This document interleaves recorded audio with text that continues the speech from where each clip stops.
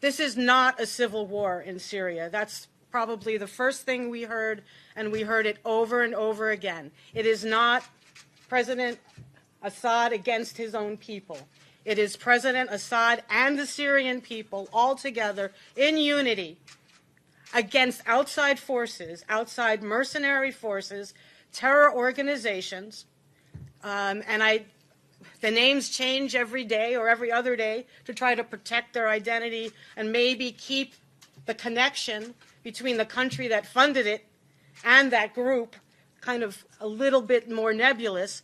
But there are groups, mercenary forces, supported by Qatar, Saudi Arabia, Turkey, the United States, and underneath it, Israel, the state of Israel. And these outside mercenary forces are the ones that are terrorizing the Syrian people and are attempting to divide the Syrian people.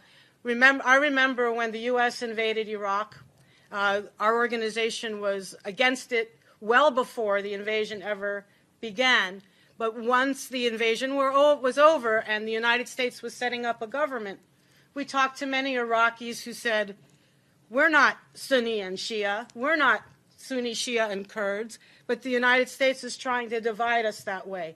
And we got exactly the same message when we were in Syria. We are Syrians, as Henry said before, whether you're Christian, Muslim, or other, you're Syrian, and that's one of the things that's enabled the Assad government to withstand 5+ years of this kind of outside attack.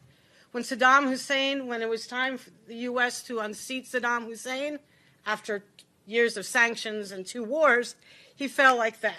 When it was time, the United States decided time for Gaddafi to go, he fell like that. But when it was time, the United States decided it was time for Assad to go, he did not fall. And why? Because he has the support of 23 million Syrian